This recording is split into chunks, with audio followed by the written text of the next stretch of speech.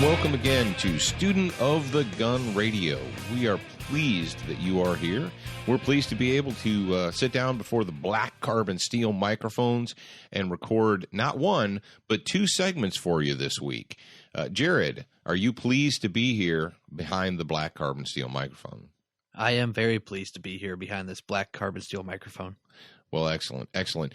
We've got a lot of good stuff in store for you this week. We've been extremely busy putting together, that is, our show notes.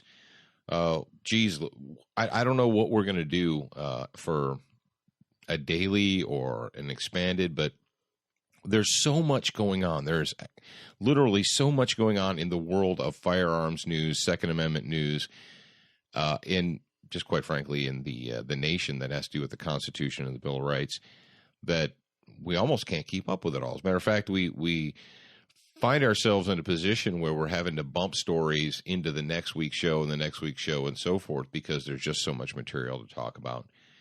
But right now, we do want to talk about Student of the Gun Radio. We want to talk about who it is that supports us besides you guys, and we are glad that all of you are out there. We know that we calculated our numbers, Jared, and we had just in straight downloads for the last 12 months before when we did last week's show, we had over 500,000, over 500,000 downloads. And that, of course, you can't calculate Stitcher, which is direct download, right? And then if you listen to it on the radio or via the website, it's direct download. What else is direct download? The app is direct download, right, Jared? Yeah. No, the app is not direct download. It's not direct download. No, it just streams. It's streaming. Oh, I'm sorry. What I meant to say was streaming. So thank you very much, everybody out there in the audience. We appreciate you being there. We appreciate you listening each and every week, sending us in your comments and, catching up with the shows when you miss them. That's why we have this available 24-hour, 24/7 format of podcast. Now, who is it that's sponsoring us? Who is it that are our friends and people that believe in Student of the Gun? Well, Keltec Firearms of Cocoa, Florida. They believe in Student of the Gun. Crossbreed Holsters in Republic, Missouri. They believe in Student of the Gun. And of course, Colt Manufacturing, the makers of the LE 901 308 rifle, they believe in Student of the Gun. And in addition to them, we have Excess Sights, our good friends over in Are they in Fort Worth? Yeah, they're in Fort Worth, Texas.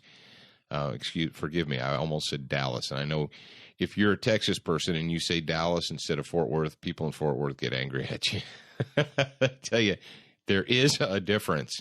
Now, our Excess Good Guy of the Week, Jared's going to tell us who our Good Guy of the Week is, and that's going to lead us right into our main or our lead-off story for this week. So, Jared, go ahead and tell us who is our Good Guy of the Week. Our Good Guy of the Week this week, I'm assuming his name is John Brown because his forum handle is iJohnBrown. And he says, recently my hometown Louisville, Kentucky made national news for a large number of teenagers running wild on the waterfront and downtown. Most of my training has involved 1 to 3 attackers in one general area. Do you have any recommendations on how to defend yourself against a large number of attackers? Yeah, actually we do. And one of the most gratifying things of doing Student of the Gun Radio, doing Student of the Gun TV, and what have you, doing this project, is when you find out or you hear or you read statements from people who are listening to you that get it. Like, I'll give you a good for instance. We posted this story on Student of the Gun Facebook right when it broke, the middle of the week. And I didn't comment on it, but several comments were made, and people made, I don't understand, or what should you do, or da da da da.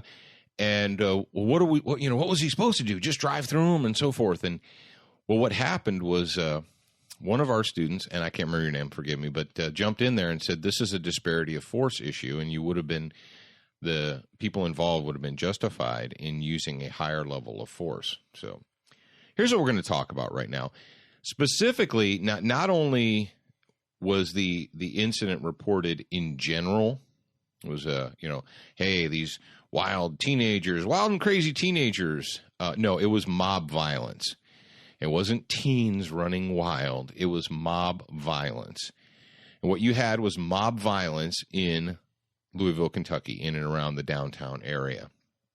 And a family, the reason that the story is national is not just because of the mob violence, but because a family, a woman and a man and several small children were in a car. They pull up to an intersection, and they're swarmed by this mob of teenagers, this mob violence. And so they stop and don't drive through them. Well, while they're sitting there, these teenagers, these criminal felons, these pieces of human debris, start picking up objects and attacking them, throwing stuff at their car. The man in question gets out of the car. All right, number one, bad thing. You should not do that. Number two, while they're not getting away, the woman is there. She's trying to help her family. She gets hit in the head. You can see if you watch Jared will put the link in at Student of the Gun Radio so you can actually watch the video and you can see pictures of this woman. They shadow their faces out because these people don't want to be seen, but they show a close-up of her face, and she's got a big, nasty gash on her face where one of these kids, these teenagers, these violent suspects, just wails her in the face. So she's got the man and the woman, the little kids, and people are like, well, what should they? And they eventually were able to run for their lives into this convenience store. And everyone out there's like, oh, that's terrible. It's horrible. Blah, blah. What should they have done? Or that's all they could do. Da, da, da, da, da. Well, stop yourself. And what we want to do is listen. I want you guys to listen to the voice of this mother who is concerned not only with her own safety, but the safety of her children. Listen to what she has to say. This is like something out of a movie. I've never seen anything like this before. Right before we got to the stoplight, we noticed about 50 to 100 teens come into the middle of the street. It's a one-way street, so we couldn't go any further. Well, all of a sudden, one throws a garbage can at our car. At this point, I jumped in the driver's seat and heard them throwing rocks at my car. The rocks were hitting the kids inside of the car. The boy comes out of nowhere and punches me in my eye, knocks me out. One of my kids is going to have to, she needs counseling. She's been having nightmares these past few days and waking up shaking and crying. All right, put yourself in that situation. And you say, oh, this isn't some kind of third world country, Paul. This is, what are you thinking? Well, I don't know. Has that ever happened before? Yeah, it has. What did we just report on last week?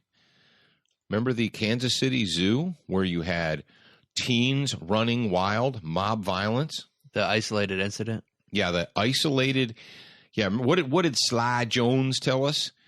That it was a isolated incident and that we can't jump to conclusions and just start blaming people when it's an isolated incident. So here we have another isolated incident of mob violence, of random mob violence. And put yourself in that situation. For whatever reason, you're driving down the road, you get yourself, your spouse, your children in your car. You stop at an intersection, look left, look right, and all of a sudden you're surrounded by a mob of people.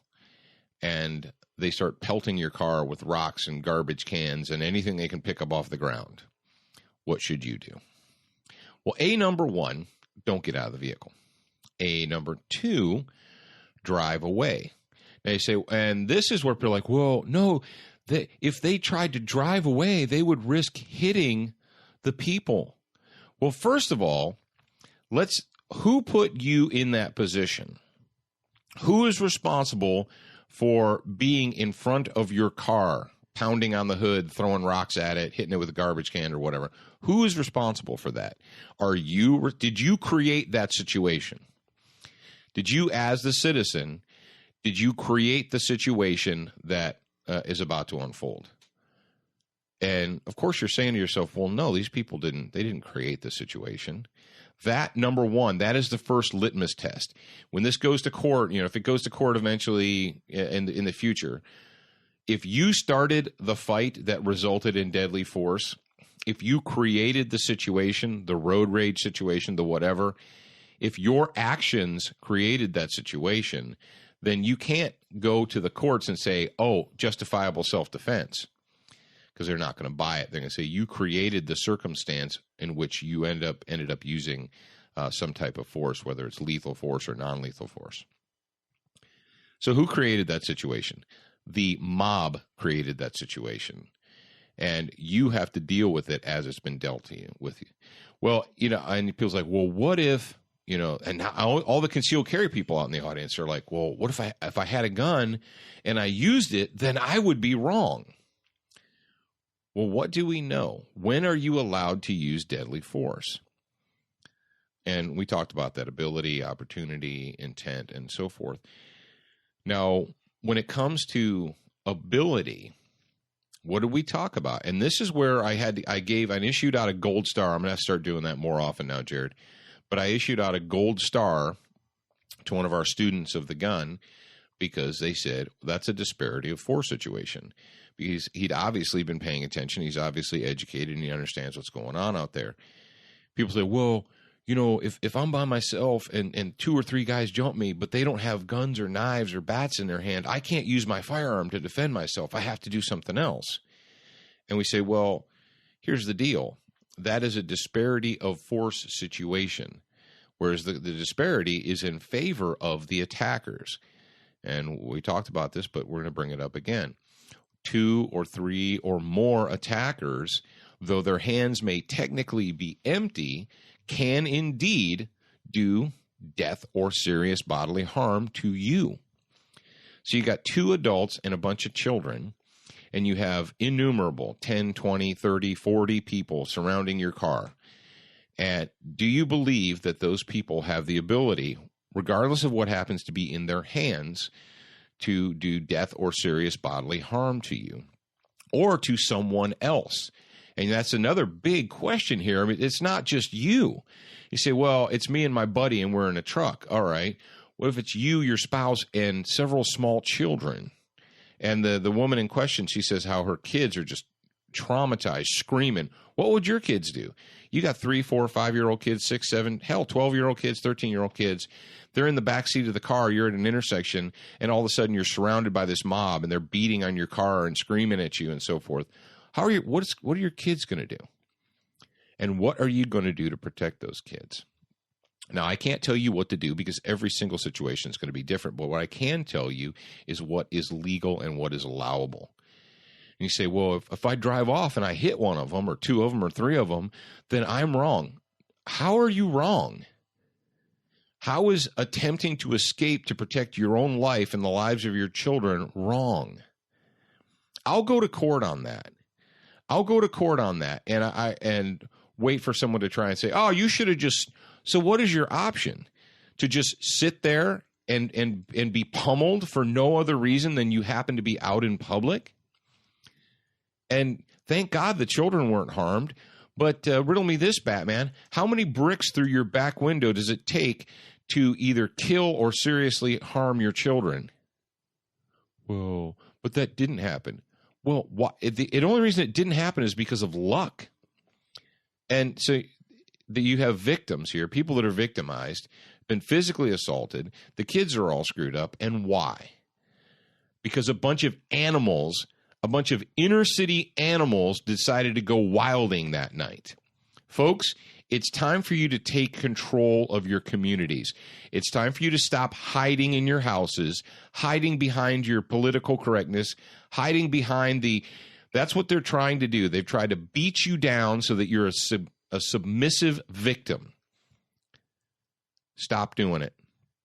And what makes it worse, to add insult to injury to this deal, we've got the Democrat mayor of Louisville. And, of course, they find the news cameras. They find the Democrat mayor of Louisville after this happens. And rather than expressing outrage, rather than being legitimately pissed off and saying, oh, hell no, we are not going to allow this in Louisville. I've told my officers that they're going to put the boot down on any of these animals, these monsters. This doesn't play. We don't allow people to just, randomly go out and attack people. It's not going to happen. No. What does he say? He says, this is an extraordinarily unusual. Nothing like this has happened in decades, and hopefully that will stay that way. Now, obviously, I added the inflection, but yeah, he said, this is extraordinarily unusual. Nothing like this has happened in decades, and hopefully it'll stay that way. So that's how we stop mobs of felons, of criminals, of these animals. This is how you're going to address it, is by hoping that it stays that. Well, I really hope that this doesn't happen again. Oh, well, maybe hoping it doesn't happen again, maybe that'll be all right. Maybe it's not their fault. Maybe it's society's fault. Maybe we're just not giving them enough money. Maybe we need to set up midnight basketball programs. Some of those of you older ones in the audience remember Bill Clinton and his. That's how he's going to curb violence in D.C. was by doing midnight basketball. Yeah, exactly. That's what we need. All right, folks. Moving on. That's ridiculous. And we hope that you understand the disparity of force. We hope that you prepare yourself. We hope that you are ready to meet all threats. And hey, let's face it. There are friends and relatives that you have that don't get it. And, if they don't get it, you might want to, help them along a little bit. Help them get it. Help them understand. Jared, what do we got next? We got the, Alpha Tango Foxtrot. Yeah, we got the ATF. Well, I don't think there's really anything good to say about them. So, watch it now. And here's something that I'm going to go ahead and before we get into this one, we've had, we launched the Patriot Fire Team 2 weeks ago now. I guess it's been almost 2 weeks when you hear this. We launched Patriot Fire Team, and we've gotten a little bit of timidity from our audience. They're like, well, I like what you're doing, but I can't sign up for I can't get your newsletter because I'm afraid that I don't want to be on a list, or I don't want people to know. And I'm like, and say, okay, I recognize your fears there, but I'm going to ask you this. I'm going to ask you to be intellectually honest with yourself.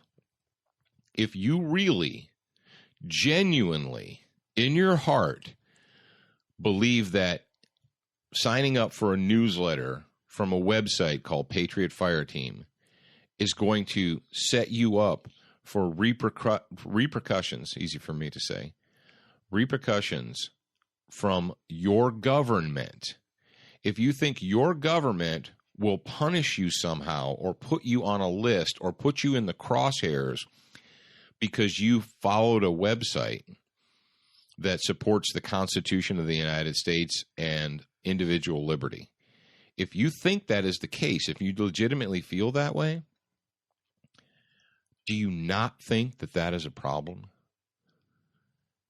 Do you not think that, is that not a reason for the Patriot Fire Team to exist? If you believe that you'll be singled out for repercussions because you support the Constitution and individual liberty? If you believe that, if you don't, then we have a problem. That's the first step. That's step one, in recovering alcoholic is admitting you have a problem. And that should scare you. That should be what keeps you awake at night. If you believe that, if you believe that there are forces at work to somehow punish the individual citizen or to keep the individual citizen from supporting the Constitution.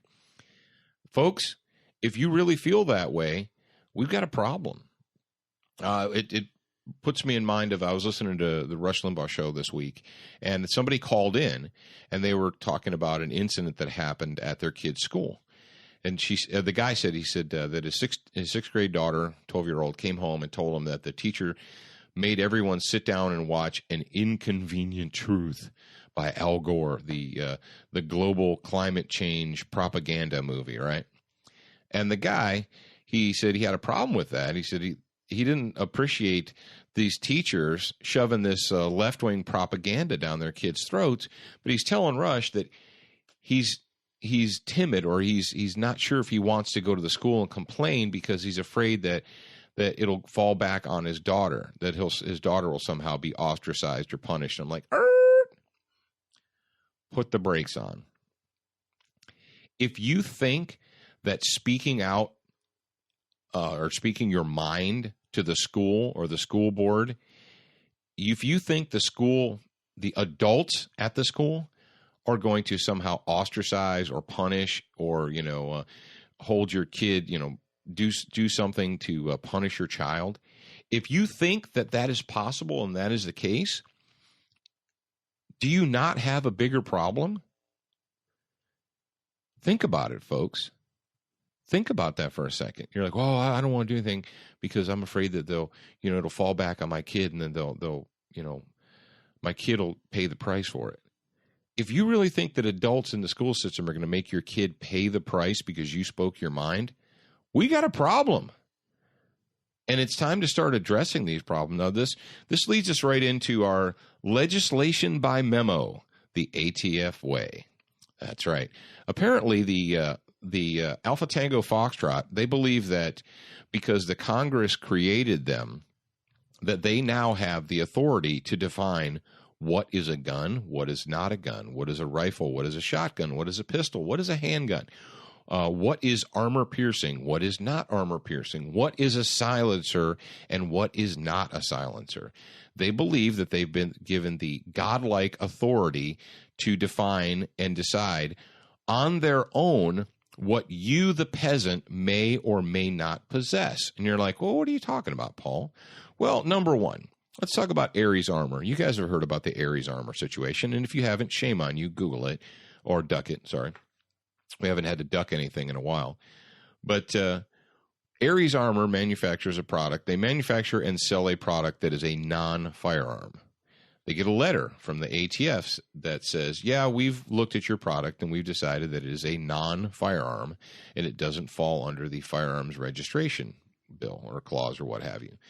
So Ares Armor, sets about manufacturing and selling these.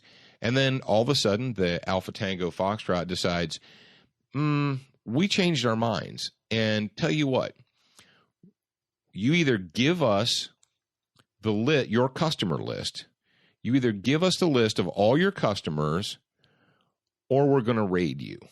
That's the deal we're going to make for you. And they're like, no, we're not going to give you our customer list. Who the hell do you think you are?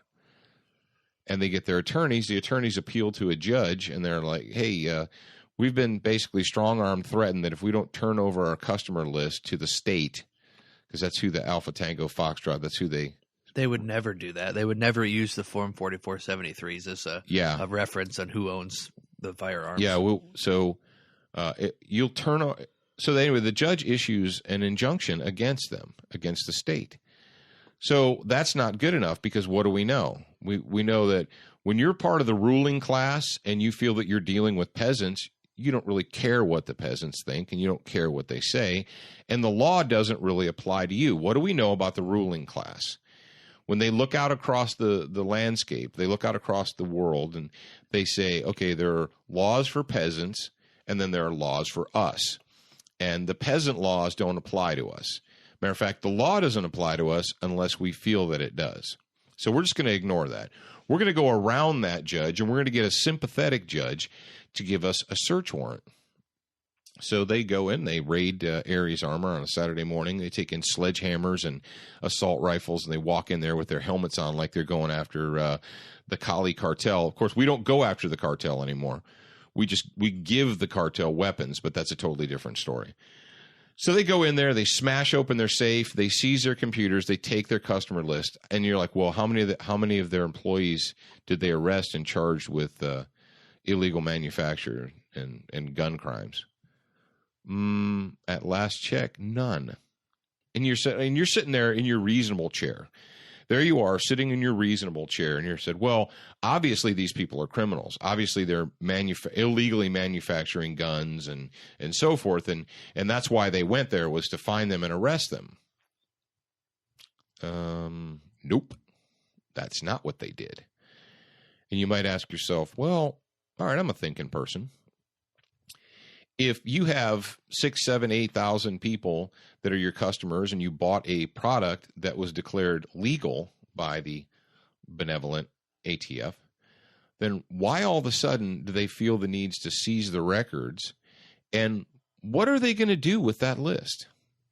Why do they need it? If what the people bought was a lawful or legal product, why do you think you need to have their names and addresses and phone numbers? And what are you going to do with that information? And why do you think you're entitled to it? Okay. Well, we got that. And then this week, it was shaking around on the internet, and people were like, oh, that's bullcrap. That's just a rumor. That's a rumor. Well, it's not a rumor. It's been substantiated over and over and over again. Alpha Tango Foxtrot has just decided arbitrarily that they are no longer going to sign off or allow the importation of 76N, that's the surplus military 5.45 by 39 millimeter ammunition. A lot of you hip guys out there, a lot of you hip shooters, you are into the 5.45 AKs because for a long time, 10 years or more, maybe even going down 20, that's been the least expensive centerfire rifle you could shoot. And so you're like, hey, rock on. Some of the stuff's corrosive, but people are like, hey, I don't care if it's corrosive or not. I'll just clean my guns. If I can shoot a centerfire rifle for 13 cents a shot, I'm down with that. I'll clean the gun. Well, apparently somewhere in America, someone manufactured an AK pistol or a crank type pistol that fed 5.45. And so they're like, oh, that's it. You're not allowed to have it anymore. We're not going to allow it to be imported in the United States anymore from this point forward.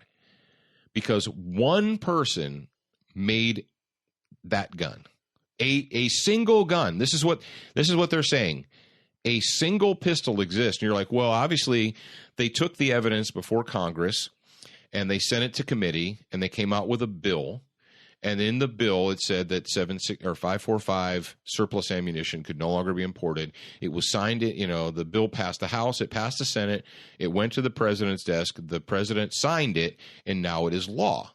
That's how it works in America, right? I mean, if you took U.S. government in 10th grade or political science, or whatever the heck they called it, that's how laws become laws. No, none of that happened. What they've said is, we do what we want. All right. Well, let's move into this one. Apparently, and this is crazy. This actually kind of blows us away. Now, the original story that we got was shared this week on theshootingwire.com. It was March 26th, theshootingwire.com. And the title of the story is Judge Rules ATF, quote, jumped the gun. Now, the judge's name in this case was Judge John Bates. Hey, go John Bates. And he said that this particular situation was a company called, what's the name of the company? Innovator Enterprises. Innovator Enterprises came up with a really slick muzzle device for AR-15s or any gas-operated rifle that would redirect the gas, because if you're a gun person, you understand what makes the gun jump and move and so forth. It's the propellant gases, right? And what makes all the noise? Propellant gases, right?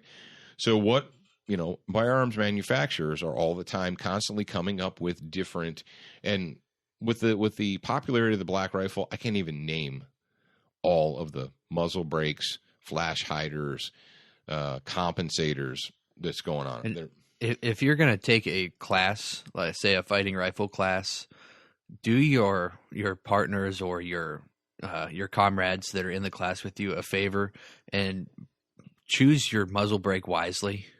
Compensators are the big what you call it? This is called a stabilizer brake. This is the stabilizer brake, and essentially what the judge said, or the ATF, this guy, he came up with a stabilizer brake, and because it screwed onto the gun and it redirected the gas, and it had an interior body and an exterior body. It had like a baffle type system. They declared the stabilizer brake to be a silencer, and therefore it was illegal, and it falls, well, it's not illegal. It falls under the Class 3 statutes, the NFA statutes. So anybody who wants to buy this brake has to get a tax stamp and it has to be serialized. And so it's a lot different than buying an M16A2 style muzzle brake for your rifle.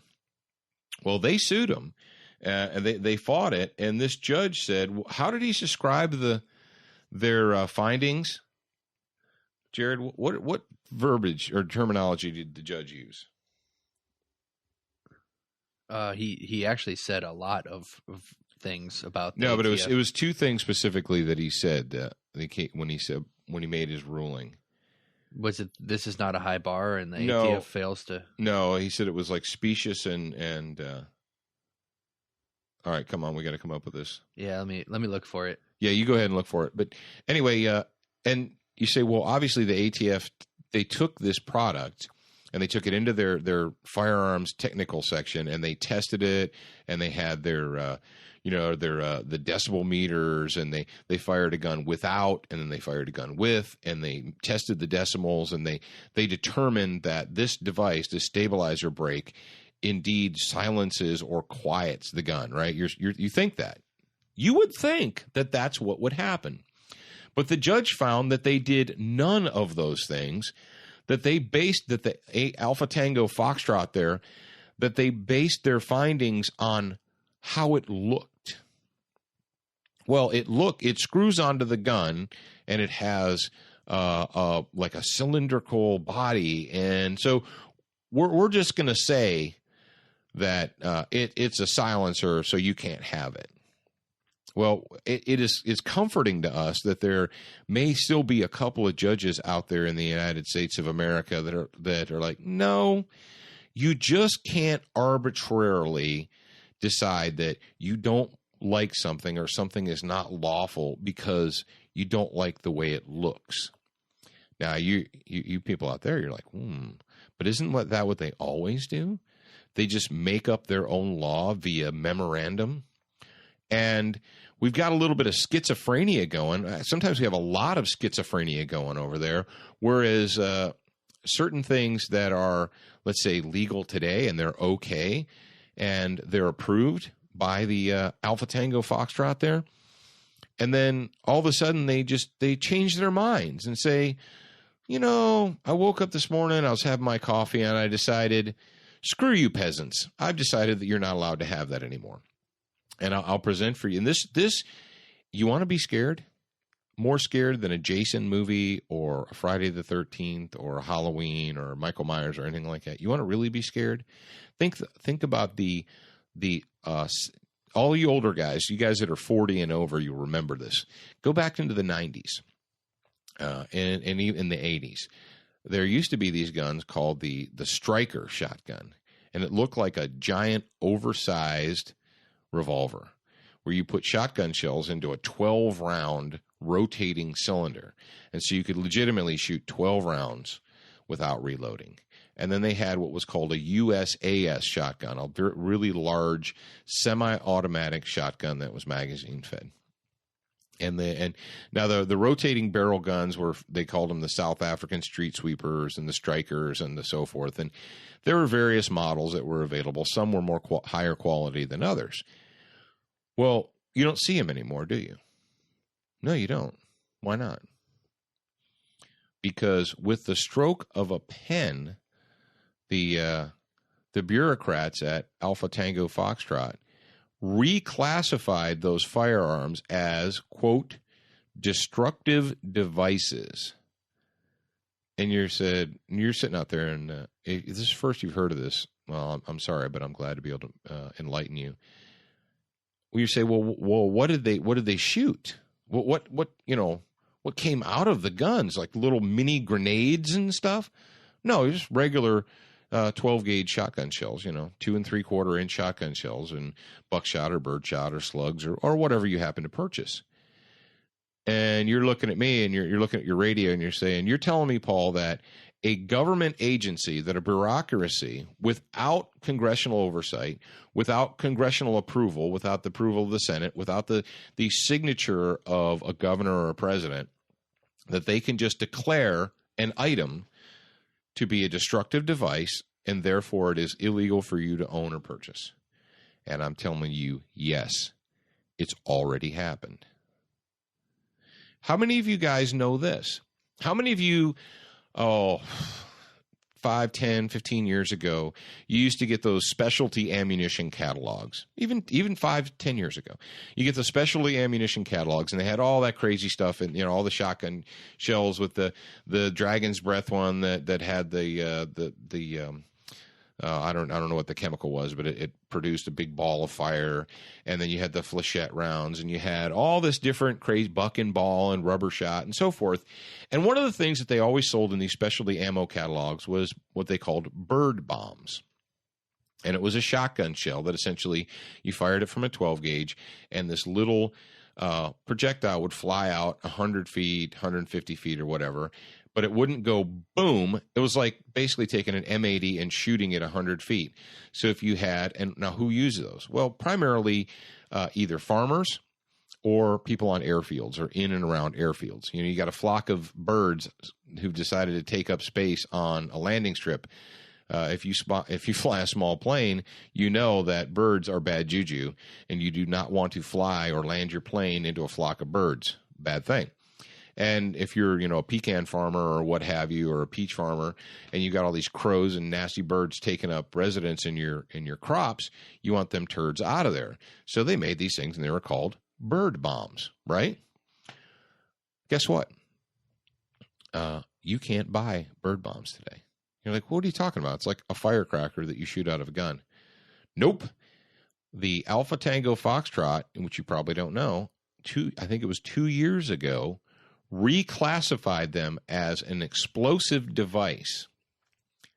And if you want to buy these, if you're a farmer, if you work in an airfield or whatever, and you want to get rid of these birds or pest animals or what have you, you have to get a special license from them. You have to apply for a special explosive handler's license to be allowed to purchase and use them.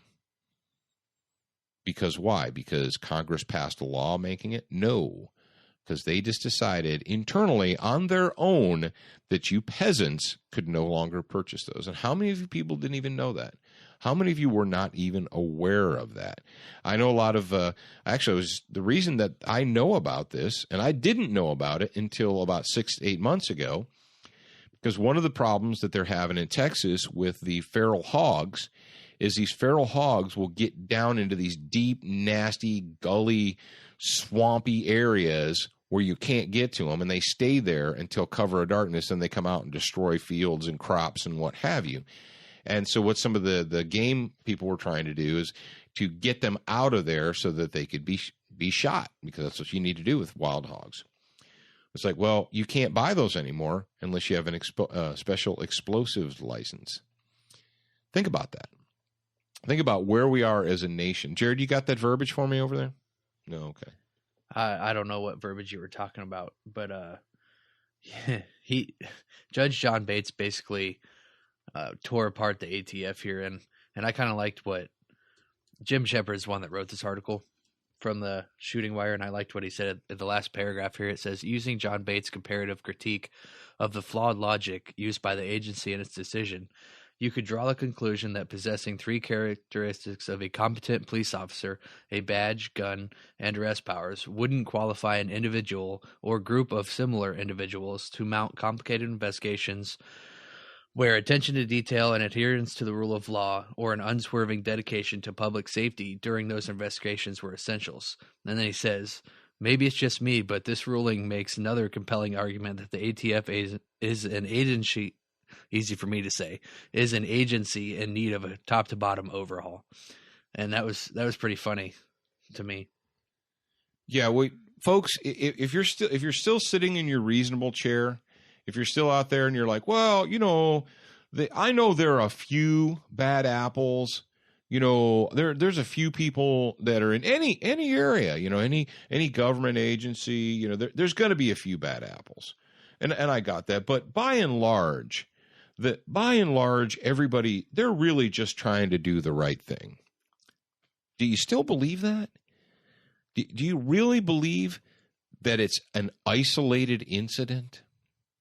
No, it's just one isolated incident. Well, we've got that's the ATF that's making unruly decisions apparently, and then who runs the airport security? Oh, TSA. Yeah, the Tango Sierra Alpha. The lack of Transportation Security Administration. But anyway, yeah, they have a bunch of bad apples, and obviously can't. No, that's just that's one isolated. That's actually 257 isolated incidents. I guess you could be right. Well, to me, one incident of people taking naked pictures and sending them around is enough to kind of go through the agencies. And so you just want terrorists to get on planes now? That's what it is. You want terrorists to have free access to planes? As long as it's a sock monkey. I mean, I don't see how that would be a problem. Terrorist sock monkeys with their little 2-inch plastic guns. How about if someone tries to get on board with a picture of a gun on their shirt? Should you think that Has person that should come be stopped? up They yet? took a girl's purse because it had. You don't know about that? It was like a designer purse, and it had a Western 6-shooter. Oh yeah. On the purse, and they told her that she couldn't take it on the plane because it was an image of a firearm. Yeah, we talked. Apparently, about that. she was going to hold her purse up and point her purse at people. Wow. Yeah, I don't. We talked about that on the radio, I think, didn't we? I don't remember if we talked about the purse thing because it's been a little while.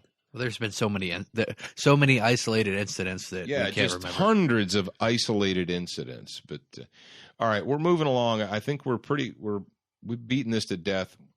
Well, I don't know if we've beaten it to death, but folks, if you're not concerned, if you don't have a problem with this, then I don't even know how to get through to you. That really is. I guess that's the main thing I kind of want to drive forward is if you still have friends and neighbors that are saying, well, you got to give them a break, or it's almost that I don't want to. They're in the denial. They're in this hard self-inflicted denial syndrome where if I accept that there's something wrong, then that means by default I should be doing something about it, or I will have to do something about it. So it's easier for me just to pretend like nothing's going on. Everything's fine. Everything's okay. Just go back to your March Madness brackets. Do I want to talk about that? No, I was just going to say, do you want to move on to the vagination report? Yeah, go ahead and give me a 3, a 2, a 1. Tiptoe through the window, by the window, that's where I'll be. Come tiptoe through the tulips with me. Thank you, Tiny Tim, for giving us our Vagination Report theme music. We appreciate that. And maybe he's up there in ukulele heaven, and he's looking down on us. And he appreciates the fact that we're keeping his music and his legacy alive via Student of the Gun. How bizarre is that? Now, this we wanted to give a Vagination Report / Vagination / Douchebag of the Week report award to Ed. Oh, I almost forgot. Thank you for everybody who's jumped on and they've given us suggestions for the Vagination Report Award for the trophy. There's been a couple of them. There was a couple of really good ones too. Yeah, you guys are thinking, and we appreciate that. Well, we talked about this before. We talked about West Virginia and how the governor has just signed a bill that basically cleans up the gun laws that makes them a little bit more regulatory or better regulated. Because what you had in West Virginia is you had kind of like this mix mosh of okay, the state says you can do this, but the city said, no, you can't. And, the state gives you a concealed carry permit, but the city, you go drive into Charleston and they say, your West Virginia concealed carry permit's no good here, or, what have you.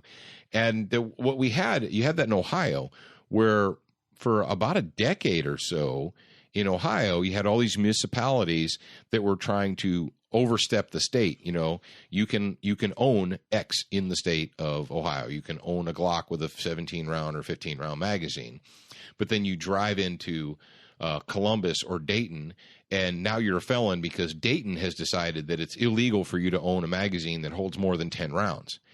And so they had to step in, and the Supreme Court in Ohio had to step in and say, stop, lunatic, hippie, Democrat mayors in these, Columbus, Dayton, Cincinnati, what have you. No, you can't just do that. You can't do it. And you have kind of a similar situation going on here in West Virginia. Anyway, so the governor just recently signed the what has been deemed to be a pro-gun or a pro-Second Amendment bill. And that's not really sitting very well with the Democrat mayor of Charleston, West Virginia. I got a nickname for him. We're going to call him Danny D-Bag Jones. Danny D-Bag Jones. And Danny D-Bag Jones has just been peeing down his leg. He's just been tinkling in his panties ever since the governor signed this bill. Well, we knew it was going to happen because the state House and Senate, they passed it not unanimously, but pretty strongly. And the governor had already said, if this bill gets through the House and the Senate, that I'm going to sign it.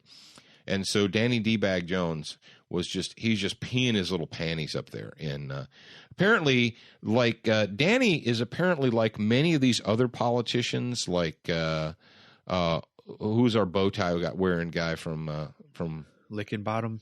Not Lickenbottom, from St. Louis that wants the Criminal Protection Act. Oh, and Harold. Sly. Harold and who is Sly? Sly's the mayor of Kansas City. That's right. Yeah. Isolated incident. Yeah. What's that dude's name? I don't know. I can't remember. It's immaterial. Well, the point is this: is you have to ask yourself, when these politicians, when they're so hardcore against you, the citizen, being armed, and you, the citizen, protecting yourself, ask yourself, who exactly are they concerned with? As a quick side note, in part 2, we have a very good example of that particular instance happening. So let me share just a wee bit of what little Danny D-Bag Jones. He's so a tither. He's just having fits here, and so we got a picture of Danny, and this comes to us from guns.com. And again, Jared will put the link up for you guys. Little Danny D-Bag is holding a sign here that says, "Warning: children entering municipal recreation center may be exposed to strangers carrying concealed weapons." What? You mean to tell me, Danny, that if I leave my home, I walk out into the public, I get in my car, and I drive, and I park downtown, and I get out, and I walk, that there may be humans around me that may have a concealed carry weapon? Hey, Danny, what's the crime rate like in your city? How many people carrying guns don't have state-issued permits? How many people selling rock on the corner, Danny, don't have a government-issued permit for that? Really, Danny? It seems to me he's got his priorities kind of mixed up here. Yeah. And dude, it gets even worse. He's trying to get the Kanawha County Circuit Court now to classify recreation centers. He's trying to get them classified as school district property to prohibit people from carrying legally concealed on the property. And he's afraid that if he can't get that done, if he can't get the court to side with him, if we don't prevail, we hope there will be no trouble at recreation centers. If there are either shootings or shootouts. This is what Danny said. It's the Wild Wild West. Yeah, because there's going to be a shootout. Why is there going to be a shootout, Danny? You mean what are you afraid of? Are you afraid that a armed citizen will use a concealed carry weapon to defend himself against your voting block, against apparently what your constituency is? Because we're guessing that Danny's constituency here is either the sheep who are afraid to arm themselves or the felons who don't need a permit anyway, because that's who Danny is speaking to here. He's not speaking to you or I. So, and it says, if either these shootings or if there are either shootings or shootouts, we hope none of the innocent children that take part in these programs there are hit with any stray rounds of ammunition. And that's a quote. Danny is concerned that children might be hit with stray rounds of ammunition.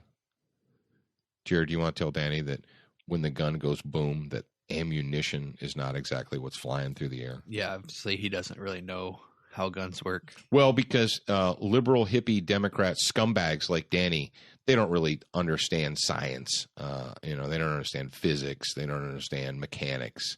Well, and they just understand emotion. How long have school zones been no gun zones? Oh, you mean like Sandy Hook? Yeah, how long have those? Oh, like obviously it's not since working. the 90s. Since Bill Clinton in the 90s signed a bill making it illegal for anyone, concealed carry permit or not, to carry a gun. So let me see: Ohio, Colorado, Connecticut,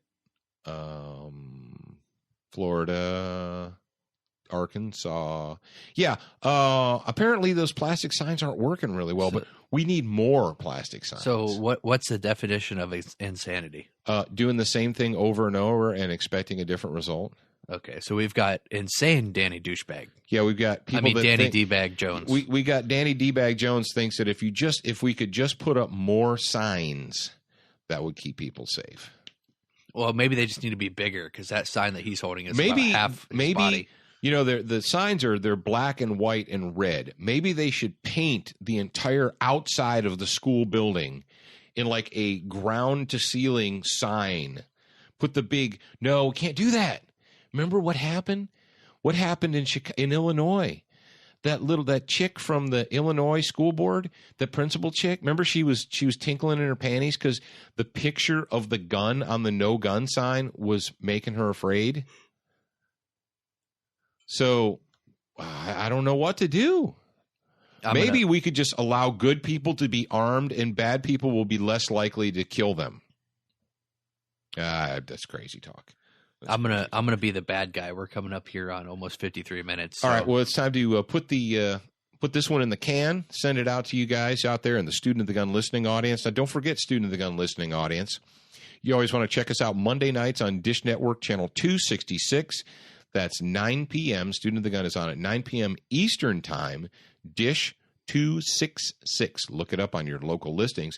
If you don't have those, go to studentofthegun.com. You can watch the TV show in the archives. You can watch it from the main page. You can watch it on our YouTube channel. And we've gotten some questions about the website over the past week or so, and I'm working on an overhaul, making things work a little bit more user friendly. So I will email all of our subscribers as soon as that is finished. So absolutely. If you're not a subscriber, go to studentofthegun.com and sign up on our little newsletter form there, and you will receive an email from me to you. Okay. Yeah, check that out. You want to always do that. If you are listening to us right now on iTunes or one of your favorite podcast, Pod Gallery, Pod whatever things, if you feel generous, if you're feeling generous, you appreciate Student of the Gun, Paul and Jared, do us a favor. Take a moment and leave us a review. Take a moment and leave a little bit of review for us because they do track that, and we like to get some feedback from you guys. Don't forget the Student of the Gun mobile app is free. You can download it from the Google Play Store or the iTunes Store on your iDevice, so you can check that out as well. Now remember, folks, you're a beginner once, but you should indeed be a student for life.